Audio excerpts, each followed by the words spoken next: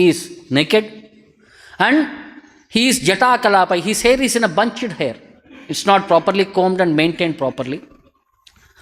Bhasma avagunta amala rukma dehaha. His body is reddish in color. Rukma dehaha. Bhasma avagunta. His body was covered with ashes. Then devas tribihi. Devaha. He is a demigod. Tribih pashyati. He sees with his three eyes. Devaraste. And he is younger brother of me. In the consideration, Diti's sister is Parvati's earlier life, Sati. So being co-sisters, co-brothers in the context which co-brother he is.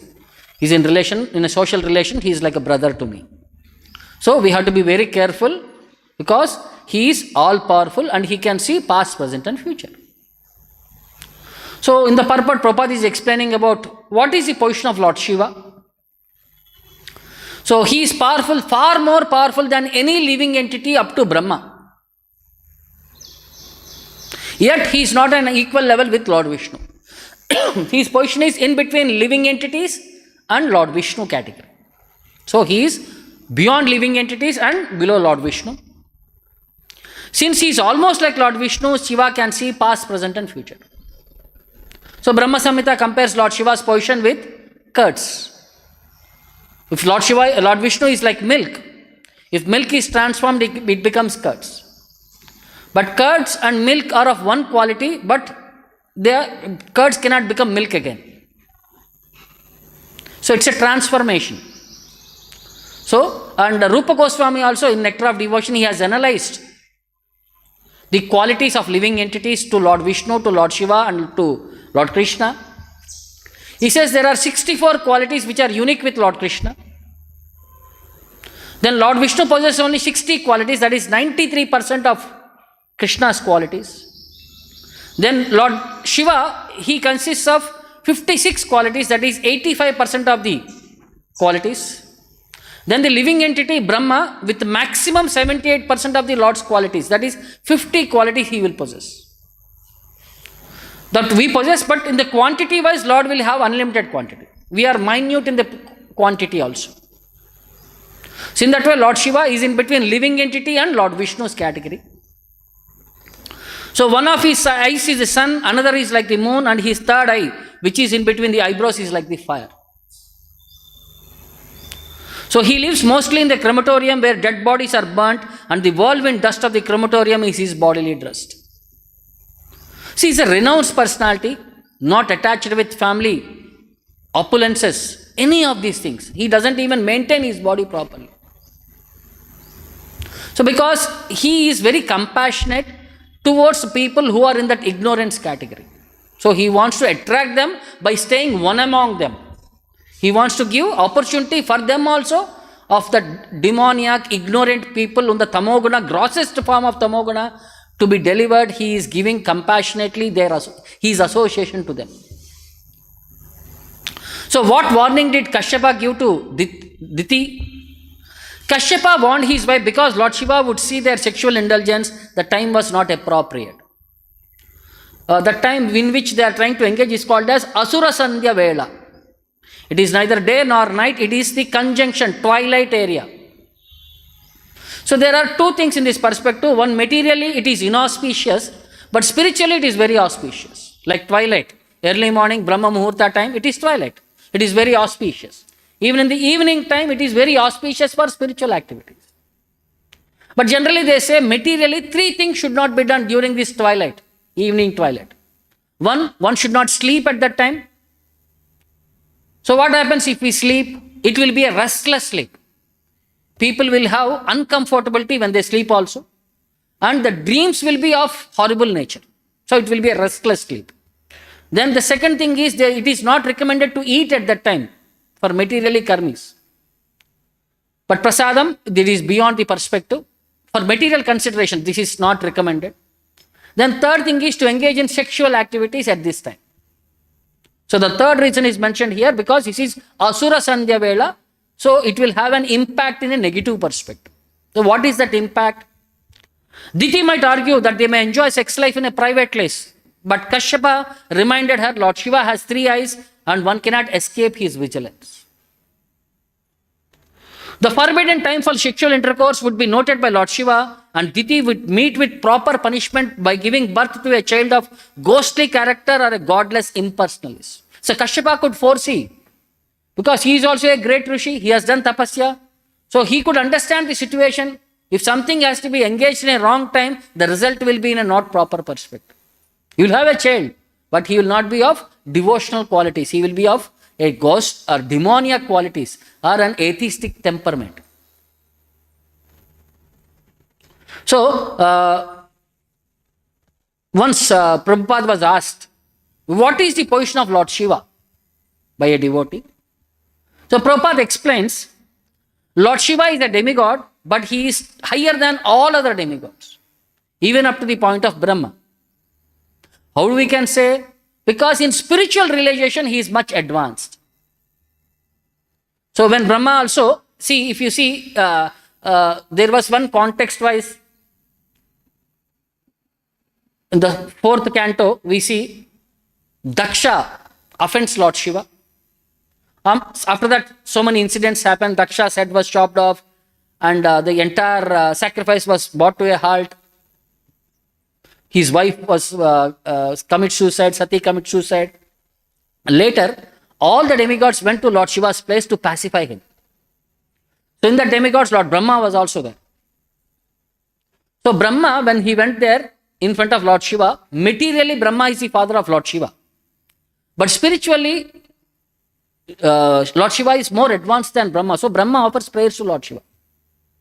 In that one context-wise, we can see that. And we can also understand, there it says, Prabhupada says, there are different gradations among living entities. In society also there are different gradations. In living entities, different gradations. Some are higher, some are situated in higher planets, some are situated in lower planets. Some of them are situated in higher grade, some are in lower grade. So demigods are also living entities. They enjoy higher standard of life due to their acts of piety, but Lord Shiva is not among the living entities. He is above the living entities, but he is counted as one of the demigods. His position is better than Brahma. Even Brahma is said to be the highest living entity within the universe, and Lord Shiva's position is higher than that of Lord Brahma. So he is spiritually highly possessed. See, in one more context also, the Kumaras, they are all sons of Brahma. But spiritual position-wise, they are much advanced than Lord Brahma. The 3rd canto also we see when Kumaras, when they first time obstructed Brahma's request to go engage in tapasya to create children, Kumara said, no, we will not engage in for reproduction of children, we would like to stay as brahmacharis. Brahma became very angry. But he did not want to express his anger because Kumaras are much advanced than him. He will be setting a wrong example to his children. He was trying to subdue his anger. But that anger which could not be subdued emanated from his face. In between the eyebrows, it became exhibited as a child which came between the eyebrows, which is Lord Shiva. So there also Prabhupada writes, Kumaras were much advanced than Lord Brahma, so Brahma did not want to exhibit his anger in front of them and set a wrong example. So sometimes, see, living entity who has done some tapasya, who has achieved that qualities will come to the post of Lord Brahma. But these demigods like Lord Shiva, they are all eternal personalities. How? Because Lord Shiva is one of the expansions of Sadashiva. And Sadashiva is a Vaikuntha personality. He stays in the spiritual world. But to associate in the material world like how Lord Vishnu expands, Sadashiva also expands in this material world as 11 Rudras for executing the task of annihilation and various other purposes. So in that context wise, when the demigods approached Lord Shiva in Kailasha, how did they pursue Lord Shiva at that time? What was happening there? Tasmin Maha Yogamaye Mumukshu Sharane Suraha Dadurshuhu Shivam Asinam Tekta Amarsham Ivantakam. So there demigods saw Lord Shiva. Tasmin Suraha Dadarshu Shivam Asinam. They saw Lord Shiva seated under a tree. There was a big banyan tree. Lord Shiva was seated under that banyan tree. Then Maha Yogamaye Mumukshu Sharane, which was competent to give perfection to mystic yogis. The tree, it was able to give shelter to all great mystic devotees. Then, and deliver all the people. Then Iva Antakam, he was as grave as time eternal. Then Tyaktya Amarsham, he appeared to have given up all anger. Because the situation was at that time, Lord Shiva became angry with Daksha. So people were thinking he would have continued his anger because his wife was killed and his associates have been blamed, Shiva was cursed. So all these things might aggravate his anger. But when they went there, he was almost like pacified personality. He has left all his anger. So here Prabhupada says that word yoga, Maha Yogamaye. So yoga means meditation on the Supreme Lord. Maha Yogamaya means those who engage in the devotion service of Lord Vishnu. Because he was engaged in the devotion service of Lord Vishnu, he was able to relinquish his anger principle.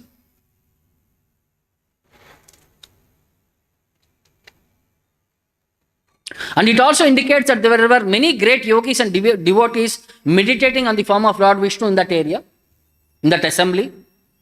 Who and all over there? Sanandanadhyar Mahasiddhaihi Shante Samshanta Vigraham Upasyamanam Sakyacha Bhratra Guhyaka Rakshasam. So who are that personalities? Lord Shiva was surrounded by saintly persons like Upasyamanam Sakyacha, by all people of same mentality, they were all seated there, surrounded by Lord Shiva. Then like Bhratra Guhyaka Rakshasam, like Kuvera, the master of the Guhyakas, and Sanakadhyar Mahasiddhai, the four Kumaras who are already liberated souls by birth. The four Kumaras, they were there. Then Shantesh Samshanta Vigraham, and Lord Shiva was grave and saintly in their assembly. All great personalities were seated there, and they were all, what they were doing, they are discussing something. So that will be elaborated further. So Lord Shiva's association with Kumaras and Kuvera indicate that he has all transcendental and material opulences.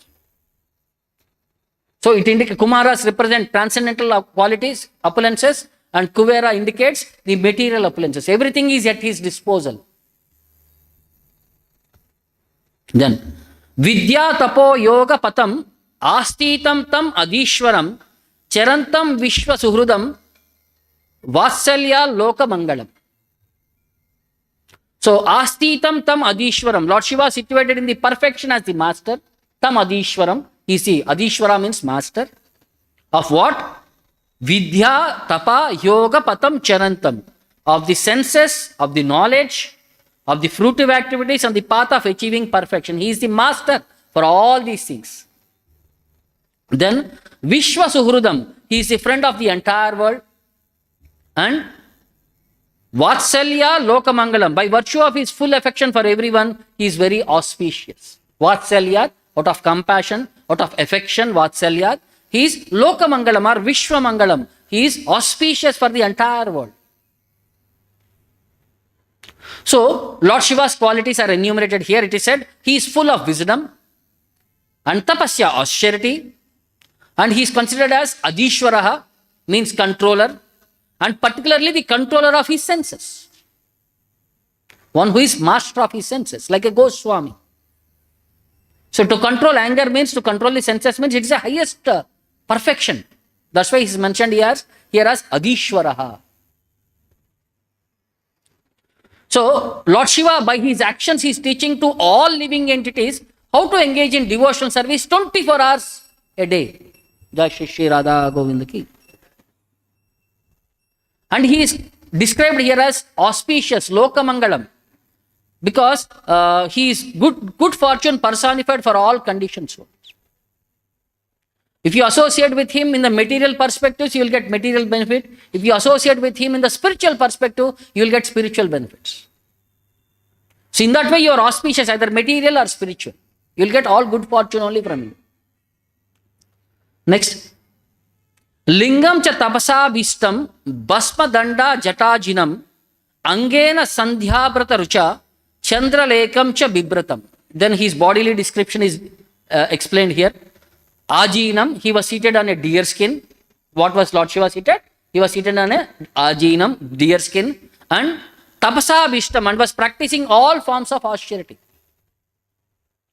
Then Basma Danda Angena, his body was smeared with ashes. Basma Danda Angena. Then Sandhyabra Rucha, he looked like an evening cloud. The bodily color, evening cloud, orangish color. That is the body color. Then Jata Chandra Lekam Cha Bibratam, on his hair was the sign of a half moon. Then Lingam Cha, a symbolic representation. So Lord Shiva's symptom of austerity are not exactly like that of a Vaishnava. But he is Vaishnavanam Yata Shambhu, he is the greatest Vaishnava. But he exhibits a future for a particular class of men who cannot follow the Vaishnava principles. So why he is exhibiting this form? So people who are not in the Vaishnava standard, are not in the Sattva-guna standard, he is making them a show of himself so that people of Tamoguna can get attracted to him.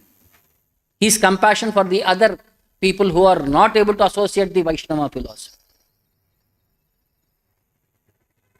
Upavishtam Darbhamayam Brishyam Brahma Sanatanam Naradaya Pravochantam Prichyate Shunvatam Satam. So Upavishtam Darbhamayam, he is seated on a straw grass mat, and Pravochantam Prichyate Shunvantam Satam. He was speaking to all those present, including the great sages. He was addressing an assembly. Naradaya, headed by devotees like Narada. Then what he was speaking? Brishyam Brahma Sanatanam. He was specifically talking about the absolute truth. Means they were talking about the supreme personality of Godhead. The pastimes of the Lord, the philosophy of the Lord. It could be anything about the absolute truth.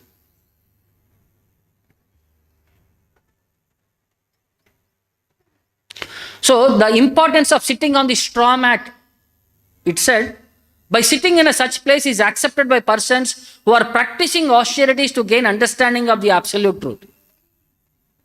So the straw mat will enhance the spiritual perspective, Sattva-guna. So Narada was asking Lord Shiva about the devotional service, and Lord Shiva, being the greatest Vaishnava, was instructing him. So Lord Shiva and Narada were discussing about the knowledge of the Veda, but it is understood that the subject matter was devotional service. Specifically, see, even in Vedas also, there are three aspects. Karmakanda, Jnanakanda, Upasanakanda. Karmakanda deals with activities of material world, how to enjoy, how to gain benefit out of it. Jnanakanda deals about the knowledge of the Supreme Lord. Then Upasanakanda is the deity worship, or the devotional perspectives. So here the discussion is happening about the devotional perspectives. Because Lord Shiva is the supreme instructor and the great sage Narada is the supreme audience, therefore the supreme subject matter of Vedic knowledge is bhakti or devotional service. Because a great teacher was there and a great student is there, then they will not be discussing something useless subjects, they will be discussing only highest subject. So in that way, devotional service, the highest subject is discussed in that assembly, it is said. Krutvaro dakshine savyam pada padmam cha januni bahum prakoste akshamalam asinam tarka mudraya. So it is said that how Lord Shiva was seated. Krutvaro dakshine savyam. His left leg was placed on his right thigh. He was sitting. When you are sitting, one thigh is placed on the left leg is placed on the another thigh, and his left hand was placed on his left thigh. Maybe like this. This is left hand. In his right hand, he held Rudraksha beads. Bahum prakoste akshamalam. He was having a Rudrakshamala. So this sitting position is called Asinam Pada Padmam Cha Januni. This is called as Virasana. There are different asanas. So one is Virasana. So he sat in the Virasana posture and his finger indicated the mode of argument. Tarka Mudraya. So like that they keep one finger like this. So it indicates that Tarka Mudraya, an argument is happening. There are different mudras which indicates different activities, what is happening there. When there is an argument, it is called as Tarka Mudra. So there are various asanas like Virasana, Padmasana, Siddhasana. And the significant word is here called as Tarka Mudra. This indicates that the fingers are open and the second finger is raised along with the arm to impress the audience with some subject matter. Establishing the truth in a discussion. That is called as Tarka Mudra. Arguments with reason and logic. Establishing the facts. And Lord Shiva is called as Yogeshwara, the master of all yogis, and Krishna is called as Yogeshwara. So Yogeshwara indicates no one can surpass the yoga practice of Lord Shiva, and Yogeshwara indicates no one can surpass the yogic perfection of Lord Shiva. So one, he is a perfect master, one who is a practicing master, practicing personality. So Lord Shiva is the greatest Vaishnava, we all know. So once, this is a story in Vrindavan we see. So wherever we go to Vrindavan, we always see Lord Shiva is the guardian of Vrindavan. He is called as Gopeshwara. In all four directions there will be Lord Shiva's temples there. So that nobody can enter into Vrindavana without having permission of Lord Shiva there. So how he came to that perspective of Gopeshwara is explained in a story in local Vrindavan Braja situation. So once while sitting in a deep meditation in Mount Kailasha, Lord Shiva heard the sweet vibration of Krishna's flute. He became mesmerized. He entered into Samadhi, meditation. He followed that transcendental sound until he came to Vrindavana. So that sound attracted Lord Shiva and pulled him from Kailasha to Vrindavana, where Lord Gopinatha was getting ready to enter into Rasa dance with the gopis.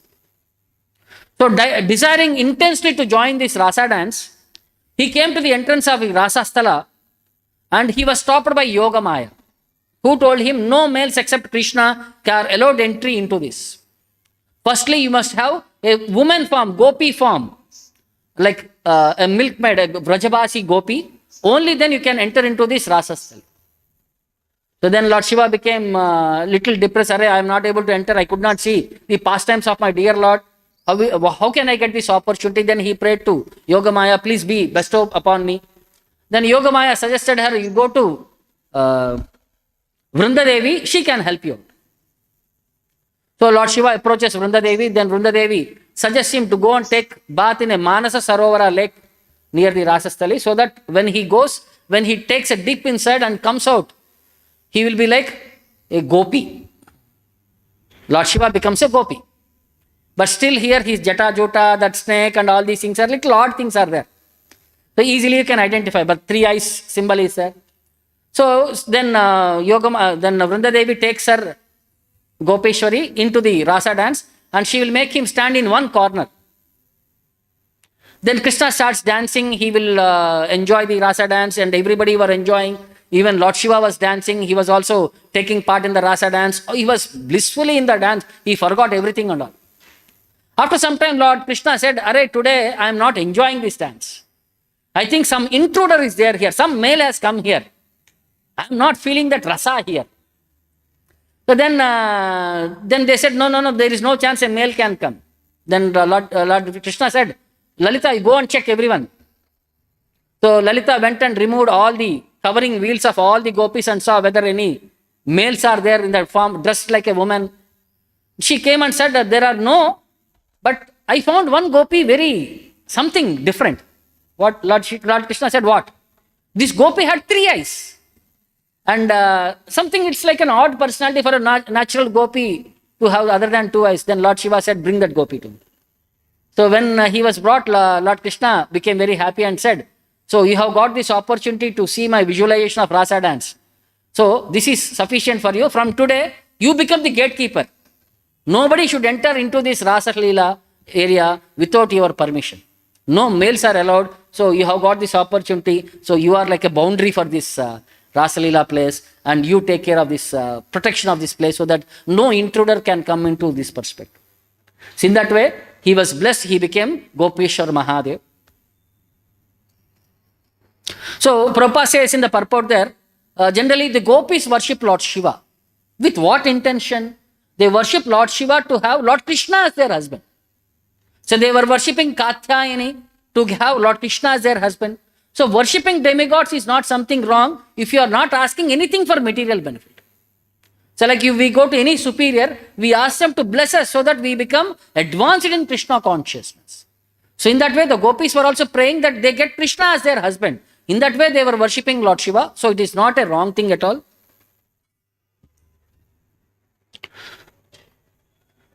So a Vaishnava's visit to a temple of Lord Shiva is different from a non-devotee's visit. A Vaishnava sees Lord Shiva as being simultaneously one with and different from the Supreme Lord. The absolute truth, God is everything, but does not mean that everything is God. So Vaishnavanam Ata Shambho, Lord Shiva is the highest Vaishnava. So having the association of one more Vaishnava and asking his blessings for us so that we can advance in Krishna consciousness is not something wrong.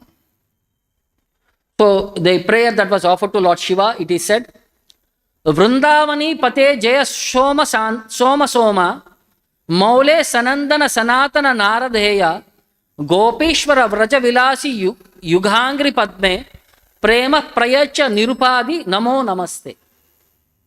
They are saying, O Lord Shiva, O gatekeeper of Vrindavana, O you who are accompanied by Uma, O you who carry the moon in your hair, O Lord, worshipped by Sanat Kumara, Sanat Sanatana Sananda and Narada Muni, O Gopishwara, the worshipable deity of the gopis, desiring that you bestow upon me the love for the divine couple, Shri Radha Madhava, who perform joyous pastimes in Vraja, I offer my obeisances unto you again and again. So devotees are praying to Lord Shiva by saying, please bless me so that I may get the love of Lord Radha Krishna. Prema Pumarto Mahan. We develop that love of Godhead.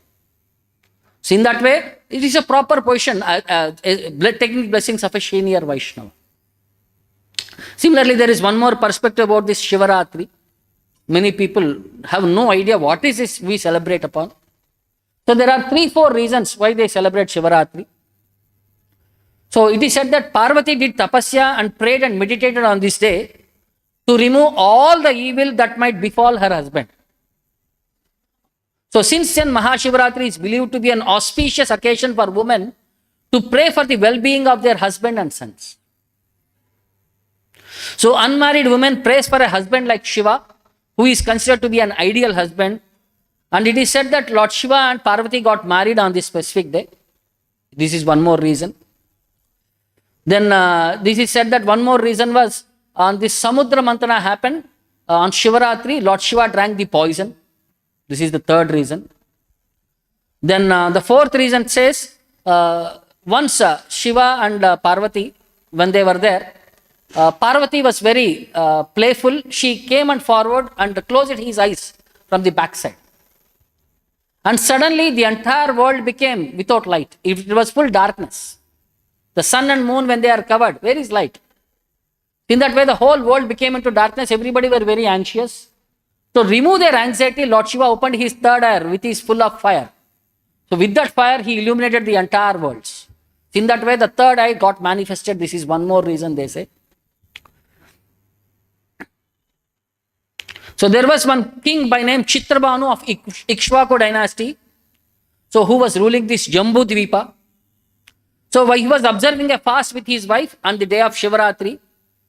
So when Ashtavakra came to visit in his court, then the sage asked the king, what is the purpose of observing this fast? Then King Chitrabhanu explained to him that he had remembered the gift of the past life, what he had done in his past life. He was a hunter who was maintaining his family by killing animals and by selling the birds and animals' meat. One day, he went to forest and it was an Amavasya, like Mahashivaratri day. Unintentionally, he doesn't know. So he was working hard till the evening, but he could not get anything. It was dark. It was becoming late. He could not come back home. So he was hungry. The water pot, what he carried, met with some hole and it was dripping water. So he was feeling uncomfortable. He could not sleep also. He climbed upon a tree to save himself from forest animals. So since he was not able to sleep and he was not able to do any activity, that was a bale tree. He started plucking the leaf and started throwing down to keep engagement himself so that he was able to pass the night. So next day morning, he got down from the tree. He went back his home. He purchased some food and when he was about to share with his family members, one visitor came, one Chandala came, then he first offered to the Chandala. Then after that he consumed the food what was left over. So then later, then it is said that at the time of his death, 2 messengers from Lord Shiva came to him, and they took his soul to the abode of Lord Shiva. Then he learned that the first time that great merit he has earned by unconscious worship of Lord Shiva during that night of Shivaratri, because his water pot was leaking and there was a linga. Because of that water pot, the linga was getting cleaned up, and because he was offering that bale leaves, it was Lord Shiva took that as like worshipping him. You washed my linga and you had served me with bale leaves, so I became very happy, and he was given promotion to Kailasha. So where he became an associate of Lord Shiva. Then after getting trained up there, he came as King Chandrabhanu. Then he was able to rule this world for the further time. So even unconscious worship, he became auspicious for him in the next life. He achieved a higher position. So that's why Lord Shiva is considered as Ashutosha, one who becomes very pleased very easily. So in that perspective, Lord Shiva's position is further enumerated in the further verses. We'll read more about Lord Shiva in the next verses. I'll stop here. Any questions or doubts? Grandhara Srimad Bhagavatam ki, Jagat Guru Srila Prabhupada ki, Jai Gaur Premanand. Hare Krishna golden temple వారి మరో అపురూప కానుక హరే కృష్ణ వాణి ఆధ్యాత్మిక మాసపత్రిక.